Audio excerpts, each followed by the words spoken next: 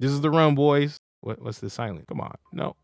What's up, everybody? And welcome back to Slightly Less Than Gaming. I'm Mark the Dad 2 times, and I'm here to introduce you to a new series on the channel called Learning to Get Good. Today is with the Guardian.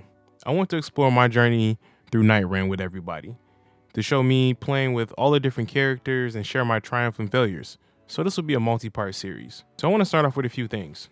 If you're a vet looking for the next meta strat, this isn't the video for you. But I hope you stay and share your wealth of knowledge with a new Nightfare. For all others coming from all different other games, not knowing much about Elden Ring or not knowing much about these circle closing games, I'm here to tell you, none of that really matters. Kinda. I mean, Night Rain gives you everything that you need to play the game, and it's still a FromSoft game, so hidden details kind of come with the territory, but I'm coming from the place of never playing Fortnite, Warzone, and very limited information on Elden Ring, and the game is still hella fun. If you played any of those games before, you will have a slight leg up over everyone else, just because of things like pacing, information gathering, and how to genuinely play the game. So let's just start by jumping into our run. Ryan is playing Recluse. He'll be doing some Git Good breakdowns as well. Be sure to do all the YouTube things so you can see us again, and make sure you check out his videos as well. Small click for you and a big help for our growing channel. All right, now shilling aside, back to business. Brian is a good friend and he'll be playing Sekiro. I mean, the Executor. This is one of my first runs as Guardian. Prior to this, I've maybe done 4 or 5 runs as Wilder and Iron Eye. What I didn't know was this was the start of me finding my favorite character. We drop down immediately and get right into the action.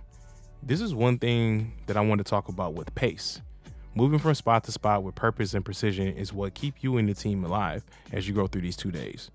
This was a very important thing that I am learning and I learned here and continue to learn, that you got to keep moving, that you got to keep up with pace. Like leveling up, switching items, switching weapons, and doing everything on the fly is inherently part of the game. And if you don't give it the program, the game's still moving. It doesn't wait for you at all. And one of the most important things you can do is reach level 2, because your stats almost double from level 1 to level 2. So getting to level 2 is like the most important thing you can do for every run. The next thing we tried to do after reaching level 2, we decided to hit up a mega church to see if we can find any seals for Ryan since he's playing Recluse, or if we can find any stone keys to go to the Everjail to fight a boss later. The Oracle envoys are pretty quick, pretty easy to deal with. I pick up a lance and nothing's too crazy.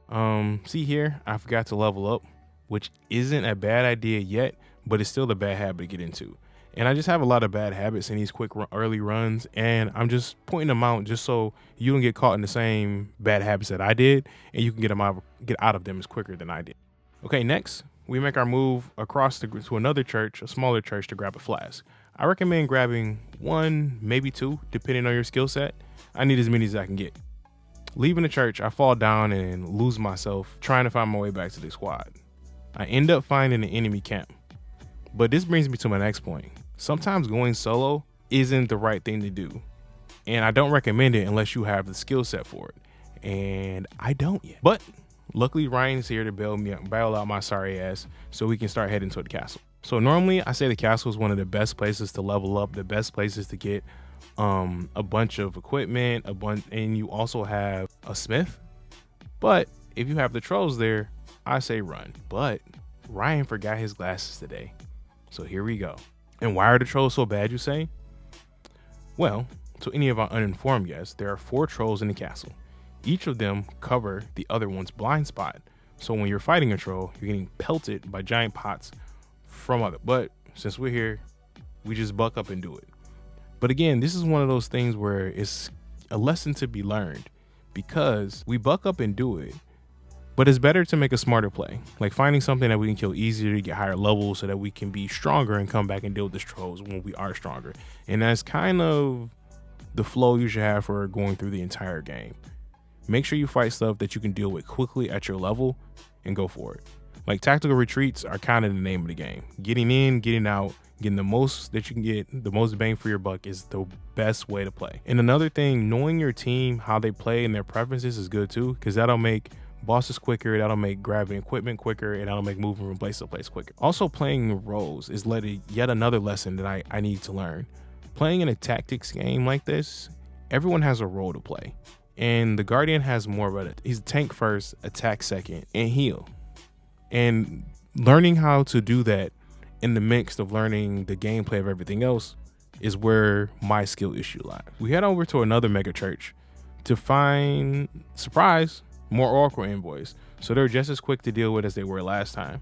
I pick up the Knight Rider Glaive to have holy damage and passive HP acceleration on landing attacks is nice. But the caveat is that red hand means you need a two-handed. Do you think I two-handed it? Spoiler, no, because I'm bad at this game. Hence the title, Learning to Get Good. Next, we start off attacking a nearby fort, and I'm quickly reminded that my ult does not do DPS. Dummy, who's this idiot playing Guardian? Luckily, my team saved my sorry ass, and then we get right out. Nothing really good to take here. We make a pit stop at the merchant so I can upgrade my shield so I can be a better tank. I tried. I think I tried. Brian and I make it to the church at the edge of the rain, but we clearly didn't make any time. Another lesson in this is timing of the rain. Still haven't figured out when and how far we can go. And that's something that I want to work on in the future so I can have my timing better, again, to increase productivity and make sure we get in level, because I still yet to reach level 15 in the run. Okay, when the boss arena starts in and closes in on us, it starts off with rats. I have no idea how to tell which boss is coming, but I'm sure some fine gents on the internet has already figured that out already. We ended up fighting a gaping dragon from Dark Souls 1. Fun fact, if you didn't know, if you cut off his tail, you can receive an extra reward. We found that out after this run, but just information to know. You might know before your next run. You're welcome. Anywho, after the rain lifts, we make our way to the bottom church that Brian and I ran away from before. We try to target the boss quickly to get in and get out. And it's the Mausoleum Knight. I mean, I call it a fight, but you see this, right? As a reward, I grab the Godskin Stitcher.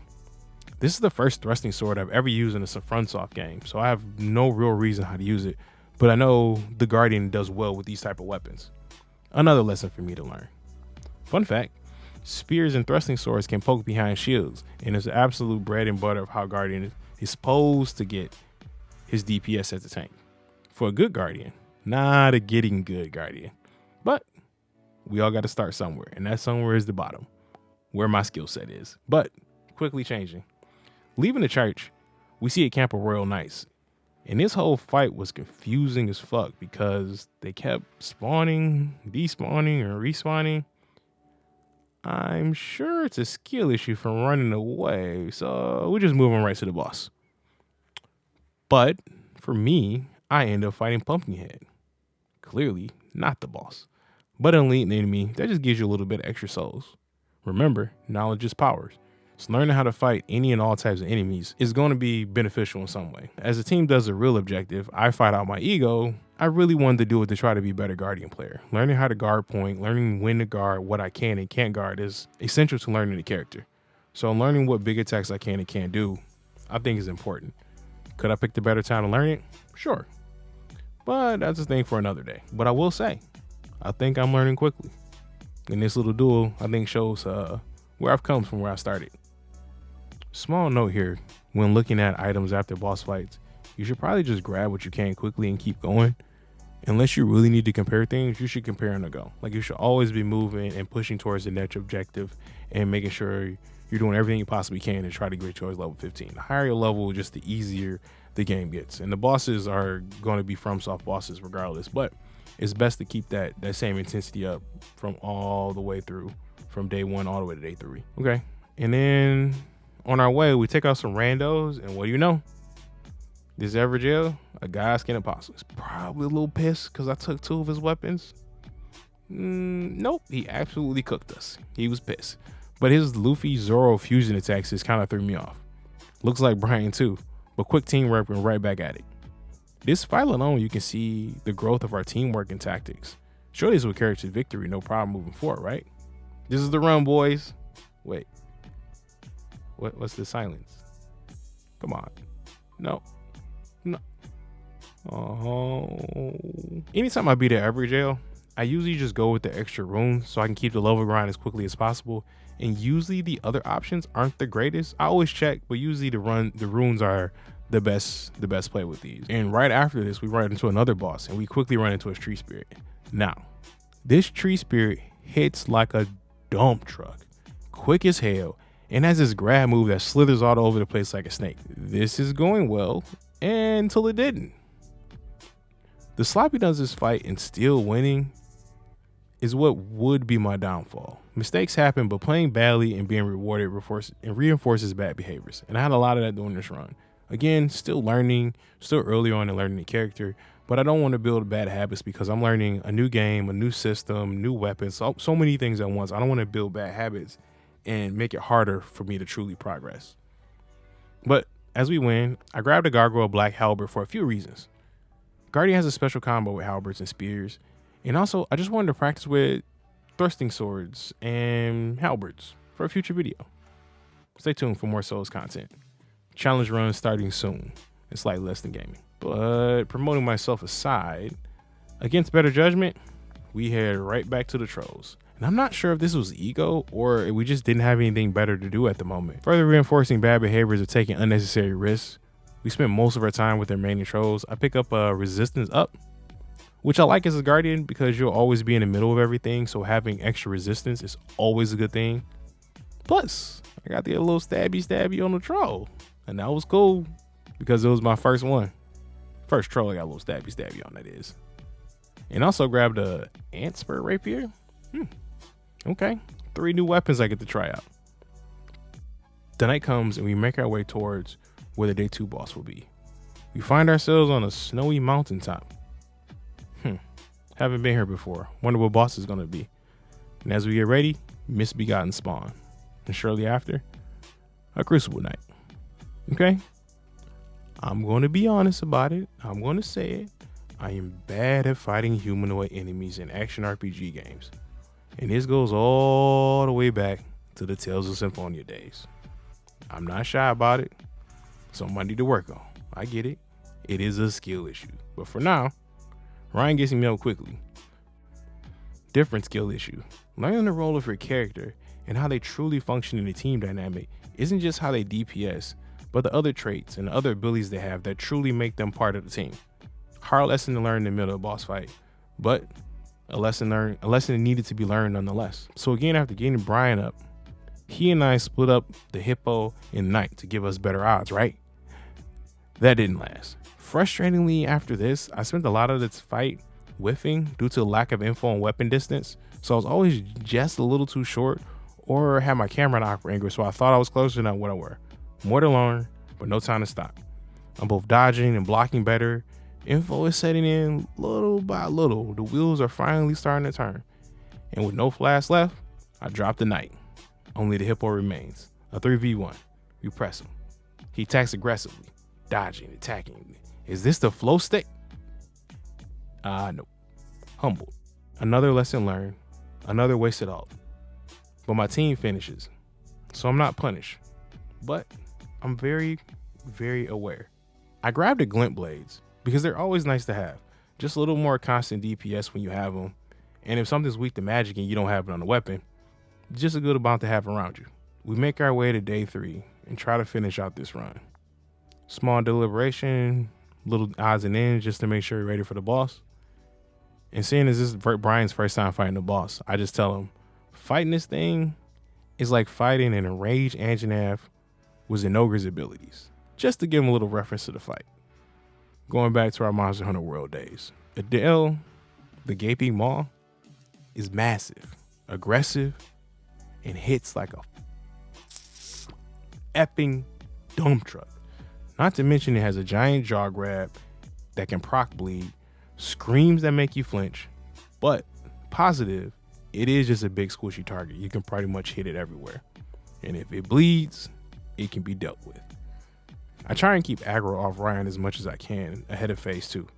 Because what's phase 2, you ask? Oh, let me tell you. Everything from phase 1, plus electrifies itself, learns to fly, and it just says, fuck your frame rate. But, bright side, at least the purple electricity help you see in a little bit of darkness.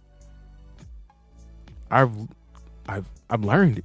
I finally learned when to use my super. I used my art at the right time. And I used the invincibility to keep the team up. Lesson applied, lesson learned, but mission not over. I continue to keep aggro, but learning the timing of the erratic jaw grabs is a humbling experience. But luckily, the Guardian has a health pool to maintain it, perhaps.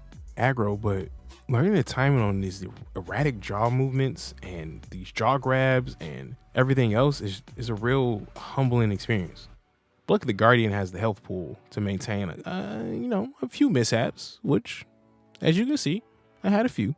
But Ryan lets Brian know that a certain amount of DPS and he can free me. Saves my sorry ass. Some button mess ups later, I try to find my footing to attack, but nothing. Dragging the battle on. The same thing as the guys can, just slightly off, just whiffing, hitting the air. And we begin a final push. Ryan's constant rain is really putting pressure on him. He electrifies again. Things look bad, but we're not done yet. I take aggro, but just enough time for Ryan to get up Brian. Almost. And it is done. Gaping Maw defeated. Now, that run taught me a lot. One, as Guardian as a tank, I still need to be aware of what I can and can't block. When I need to heal, when I need to use my op, when I should be using DPS, and when I should just be taking hits. And I need to cover for my teammates when they need to get away. I'm excited. Because everything that I've learned, I'm going to compile it and do some more runs and see what else I can learn. See what nuances I can learn about this character. See how I can take these characters to the next level. And if you're interested in seeing me grow, seeing me get good, and if you enjoyed the video, if you had something to teach to get good, or if you learned something to help you get good, let me know down in the comments. Don't forget to do all the YouTube stuff, and I'll see you again on the next day one. Mirror bed, stay warm, and your pillow stay cold.